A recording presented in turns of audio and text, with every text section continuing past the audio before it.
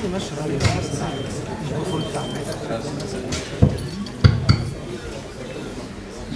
الله الرحمن الرحيم.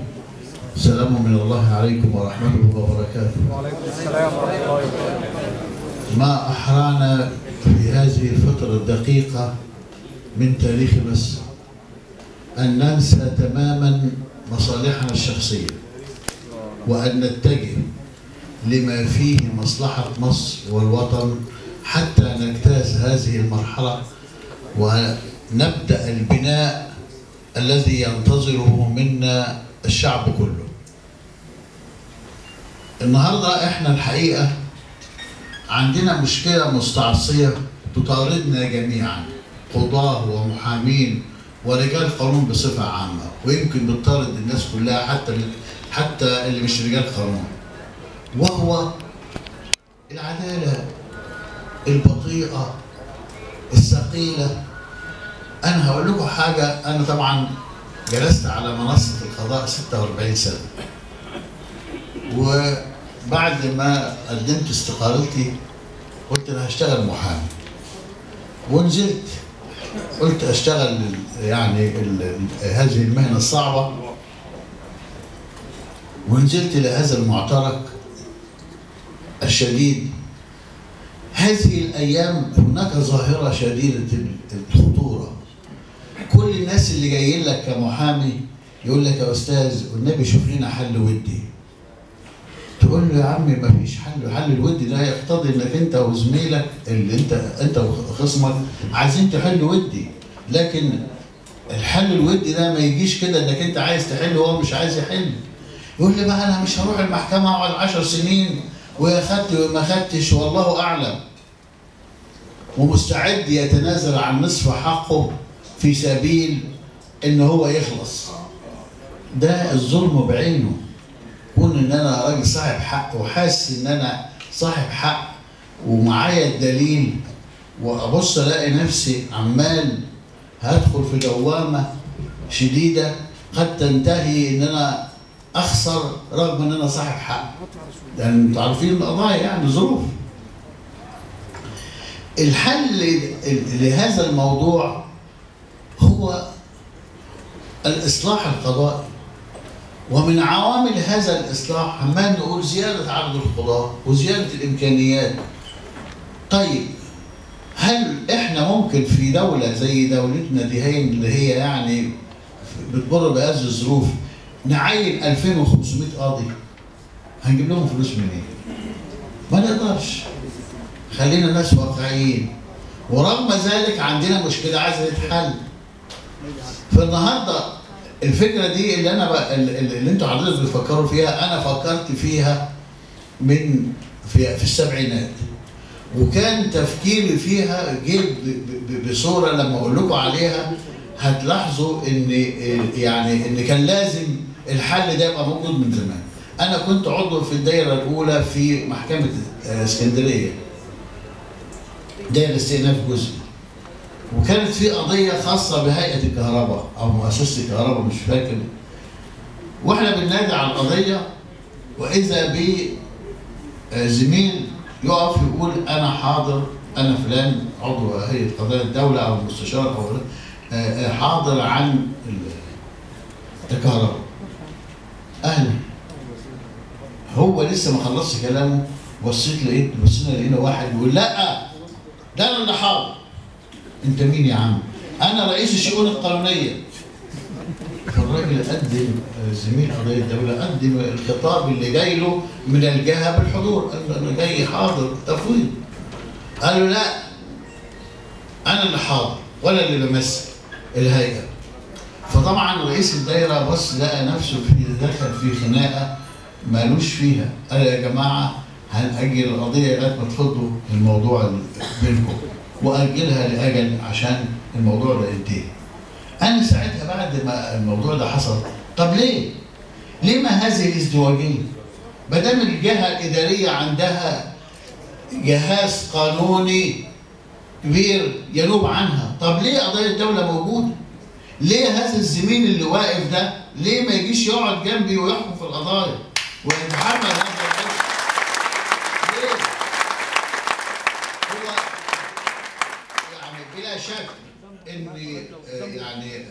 قضايا الدولة بالنسبة للقضايا المدنية بالذات وغيرها من أنواع، يمكن جايز يستثنى الجنائي، معرفش يعني صلتكم بيه إيه، إنما يعني بلا شك إن بالنسبة لكافة أنواع القضايا الأخرى بما فيها النزاعات الدولية على إلمام شديد بيه.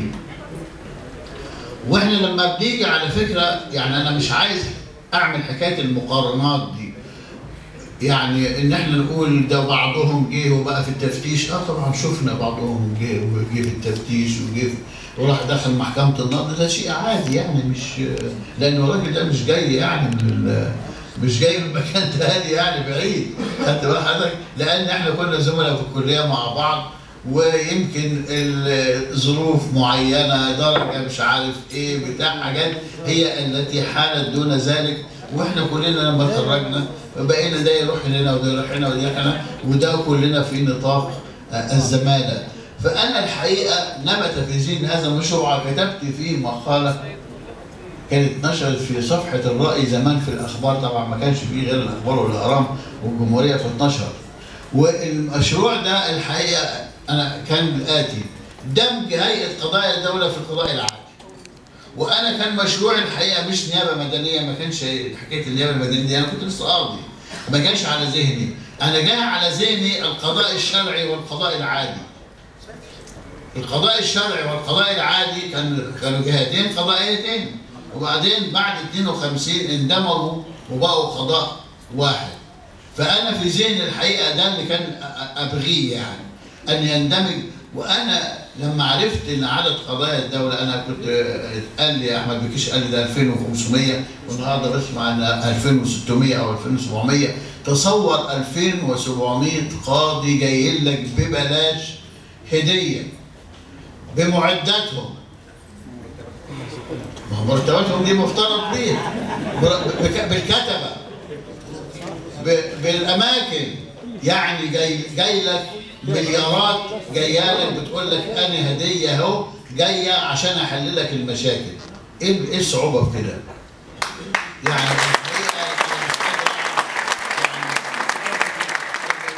هذه الفكره بيعرضها ليه؟ ايه الضرر؟ طب يقول لي بس الضرر، يفند لي الضرر الذي يمكن ان يعود على الدوله. انا ماليش دعوه بالافراد، ماليش دعوه اذا كان في افراد مثلا هيتعبوا او افراد درجتهم ممكن مثلا كان هيبقى رئيس هيئه مثلا ممكن جاي، يعني الحاجات دي حاجات زي ما قلت في بدايه حديثي، عايزين ننسى المصالح الشخصيه، عايزين نفكر في مصلحه مصر فقط. النهارده لما تيجي النيابه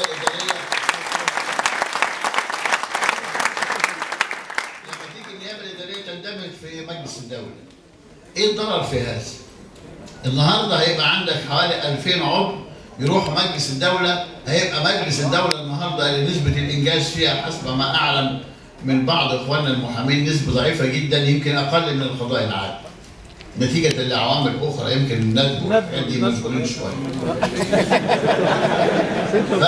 يعني الحقيقه انا يعني اتمنى من الله سبحانه وتعالى ان احنا نفكر في مصلحه مصر ونفكر في مصلحه البلد، والعداله لابد ان تاخذ مجراها. العدل اساس الملك، والله لو ان احنا العداله لم يعني تصبح في متناول الجميع، مصر كلها في خطر. الاستثمار متوقف على العداله.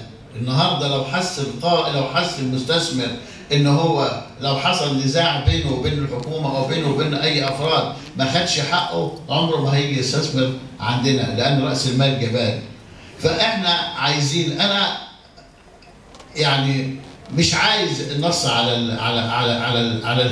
السلطه كلها في الدستور، لا يقول قضاء عادي ولا يقول مجلس الدوله ولا يقول قضايا الدوله ولا يقول نيابه اداريه ولا محكمه. يتكلم عن العداله التي هي ان هو حق التقاضي مسؤول ومطفول والى اخره، ويسيب لنا احنا في القوانين نصدر القوانين اللازمه لهذا الدم. احنا لان دي مش محتاجه الدستور، مش محتاجه ان ننص عليها في الدستور. ممكن القوانين العاديه يصدر قانون بدمج هيئه قضايا الدوله، وهي عايزه تسكين. دفعه كذا ده اترقى قبل ده وده، يعني عمليه بيقوم بها المسؤولين، وبعدين هتبص تلاقي قاضي. لانك انت لما اخواننا طبعا في محامين بيتعينوا، محامين عاديين يعني بيتعينوا، اول ما بيجي يجلس قاضي. فالمحامي العادي يستطيع ان ياتي سوى يجلس قاضيا للفصل بين الناس، ولا يستطيع عضو هيئه قضاء الدوله اللي هو متربي في بيئه شبيهه بالبيئه القضائيه، بالبيئه اللي تربى فيها القاضي، لا يستطيع ان يجلس ويفصل في هذه الخصومات. دورات تدريبيه ممكن المجلس المعهد القضائي او المركز القضائي موجود لدورات تدريبيه، والقضاء اللي جايين من النيابه العامه كلهم بيروحوا يقعدوا شهرين ثلاثه.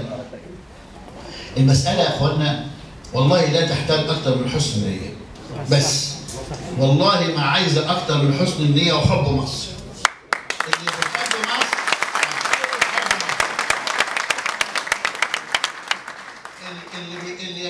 اللي بيشفق على هذه البلد لازم يفكر في ازاي يصلح.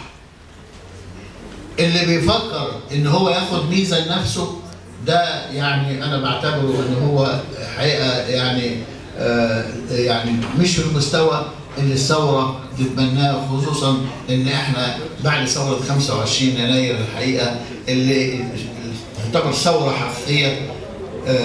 يعني المفروض مفاهيمنا اتغيرت واوضاعنا اتغيرت، وعايزين ننهض بمصر نهضه تضعها في مصاف الدول العظيمه. الحقيقه في حاجات بتحصل، العداء للجمعيه التاسيسيه بصوره يعني من بعض وسائل الاعلام بصوره مش حلوه.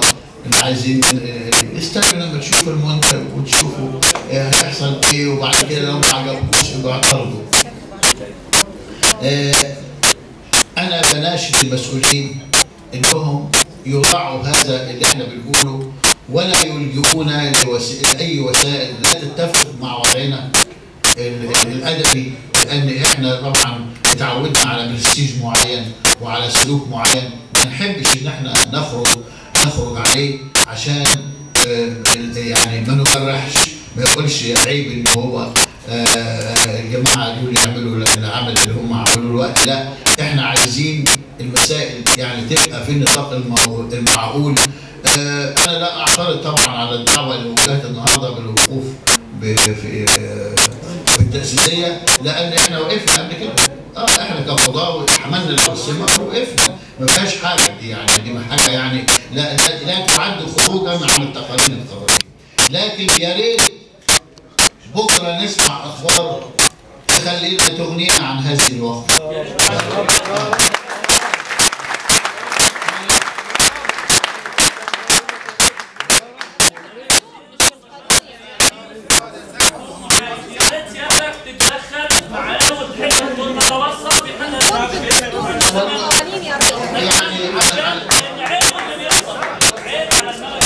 ان شاء الله باذن الله يعني لا بإذالة مش اهانه، محدش ممكن يهين يعني هيئه كبيره بهذا الحجم، وهيئه يعني انت لما بتيجي تهين اخوك بل الاهانه بترتد اليك.